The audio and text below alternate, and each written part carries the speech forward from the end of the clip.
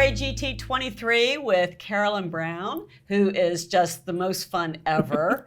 Not only talented, but you are the most fun, I think. And where in the world do you get all this energy?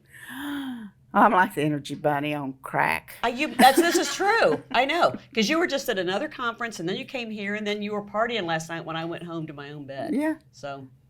But when I go home, I fall apart. Then do you take a little time to recoup after being out of it? No, I don't have time to recoup. When I go home, I start writing 5,000 words a day. Oh my goodness, yeah, so you jump right back into it. That's my escape. Well, it is mine too, but sometimes I need to let my brain rest enough so I can think clearly, so. We drive, so I've got 2-3 days going home. Just sitting and relaxing. Sitting in the back seat with my notebook.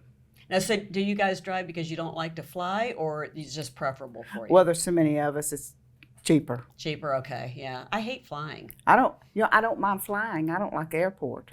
Yeah, I don't like any of it. I don't like knowing that if it crashes, I'm dead. Like if a car crash, you might survive it, but a plane crash go down.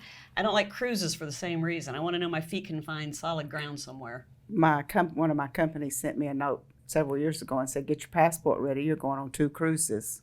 And you're going to write a story about a couple fall in love on a cruise. So I said, no, I'm not. I want 1 foot on solid ground. Yeah. But they talked me into it, and it was I enjoyed it. It was fun. But anyway, up until then, that was my rule.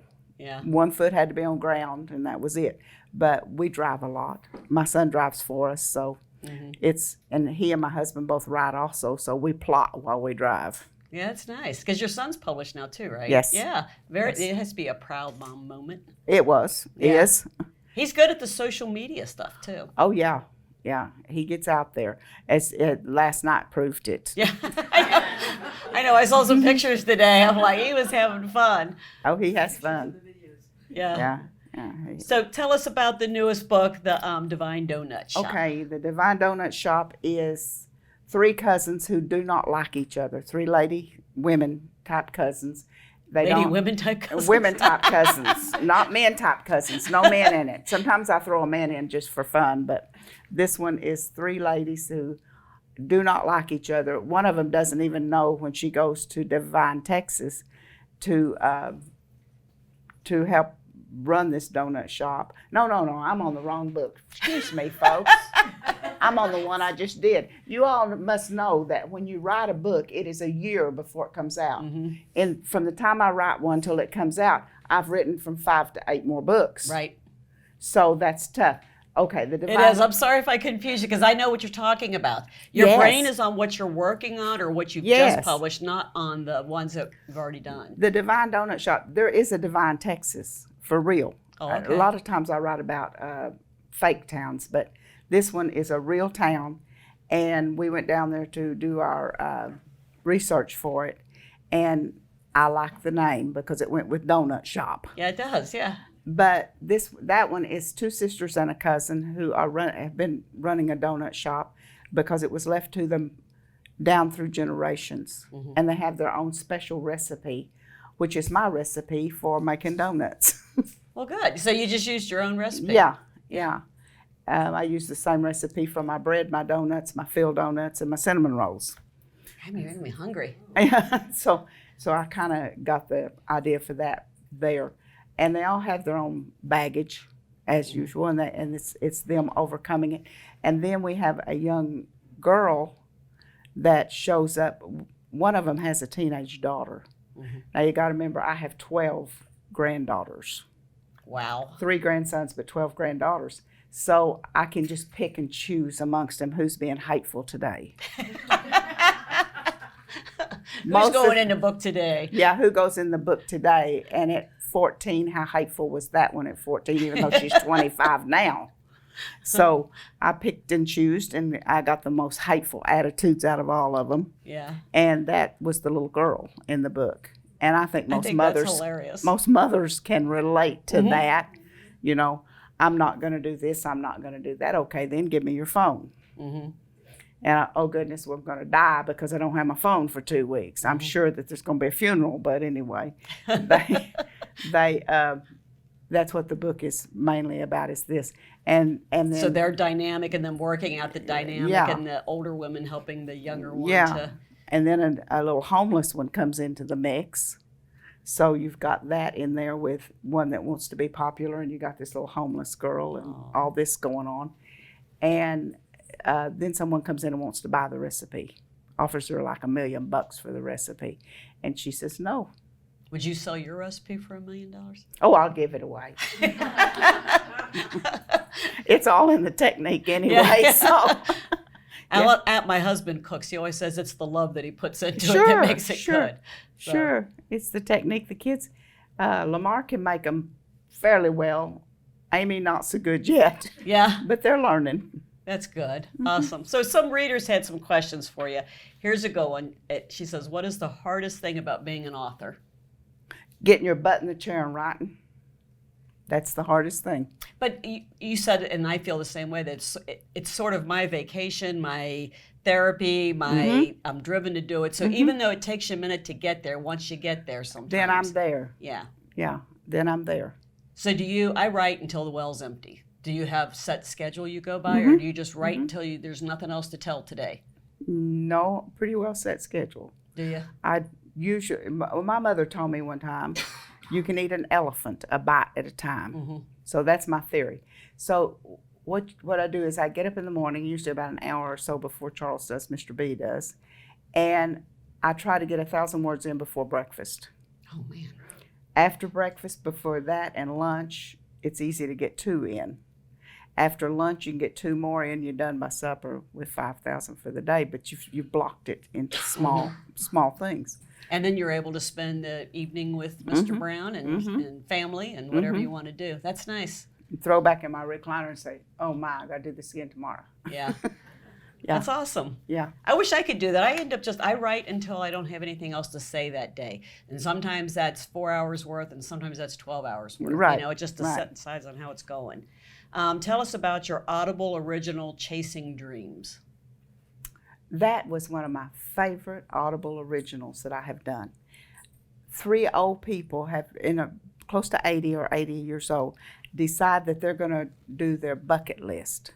Each one of them get to pick one thing. And they go in an old converted Volkswagen van that's been all painted up. So I bet it looks cool then. Oh, yeah. Yeah. So they go in that, but they hire the guy's nephew to drive, and one of the lady's niece to go along with them to help with things because they're old. So they go to a dude ranch, they go to the beach, and one of them wants to go to Nashville and park in a parking lot and get out their instruments and sing. Just for fun. Just For to fun. Yeah. Just for fun. So that's what that's all about. And of course you've got the love interest of these two, the driver and the helper. Yeah.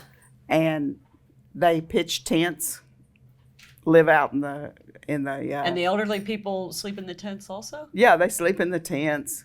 Man, they're a lot bolder old people than I am. Me too. Yeah. I'd be afraid a spider would get in there. Yeah. Or a mouse. That's why we had an RV, so because we could go camping, but we can close the door, nothing's getting in there on me. So these are all from readers that read you and love you. It says, the wedding gift releases in a few weeks and features a perfect family reunion. Have you ever gone to a family reunion that was not perfect? Oh yes. I've never been to one that is perfect, so I don't know. Oh yes. Pennsylvania. Yeah. My husband's from Pennsylvania. I was born in Texas and from southern Oklahoma. His family reunions are not perfect. Yeah. Mine are, of course, mine are. Does he think his are? No, No, he agrees with you. he likes mine better. Yeah. Mine is just our kids and our family. Yeah. I have 3 kids, 15 grandkids, 24 great grandkids, and 2 on the way. Man. So it's nothing for us to have. Our family gatherings are at my son's house, and we have a special garage that has a kitchen in it, Nice. and 2 stoves, a refrigerator, a pantry to keep paper goods in. That's and, why they're at his house, yeah. Yeah, and a pool table on the other end, and lots of beer. Yeah. So we have our family gatherings there. We'll have July 4th there coming up.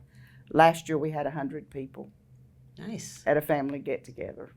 Well, because sometimes the family brings a significant other, and Shirt tail can. Yeah. That's what that's called. Is that what it's called? Yeah, shirt tail can.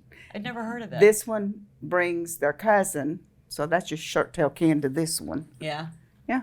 I've never heard that phrase. I like that. Mm-hmm. So someone says a lot of your books have family traditions in them. Do you have any family traditions? Mm-hmm. Our family gatherings are Easter, July 4th, and Thanksgiving. We don't do Christmas. No? No. By Christmas, I'm tired of all of them.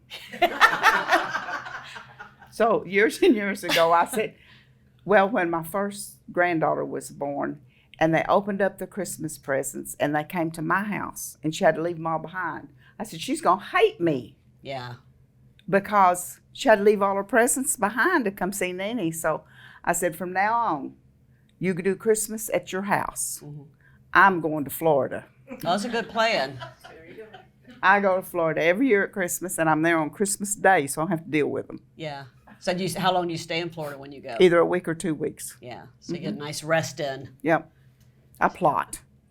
Well, I mean, we always plot, don't we? Yeah, I don't know anything else. Do you ever not plot? No. I know, me too. No. I was like, when readers, it's not on here, but usually the question is, where do you get your ideas? And I'm like, where would you not get an idea?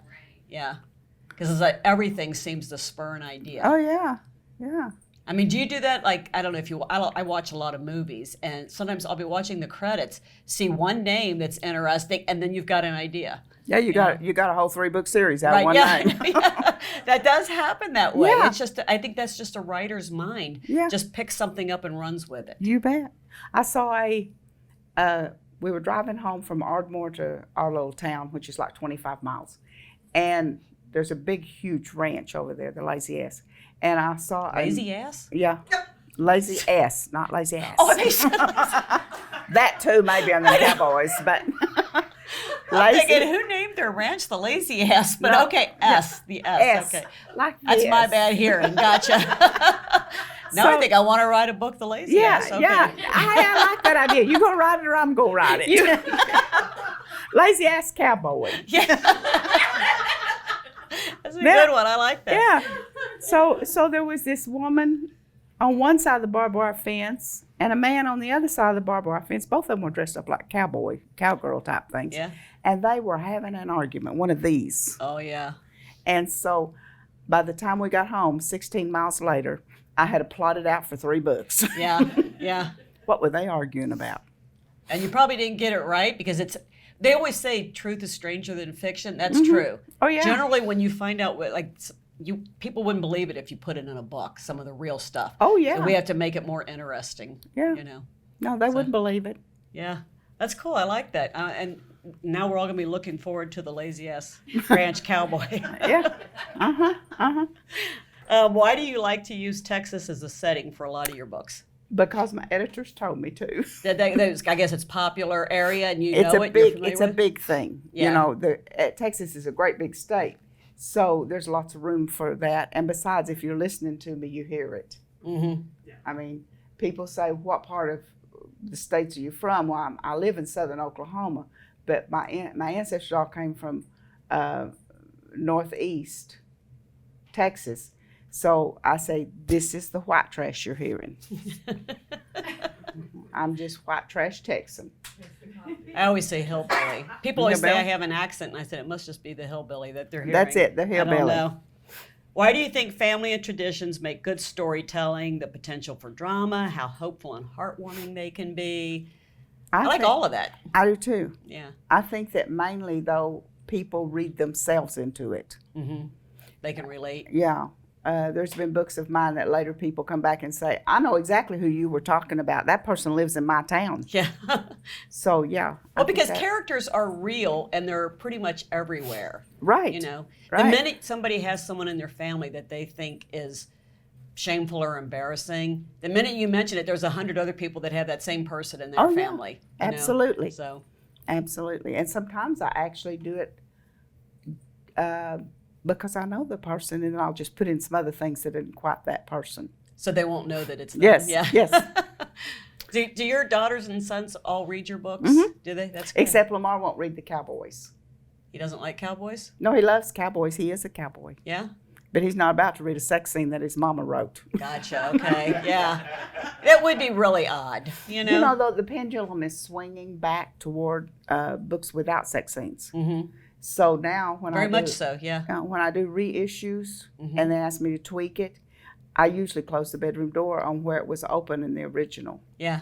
Because I remember when I started, there was mild sex, and then it was like all the erotica hit. Yes. Which I never really wrote.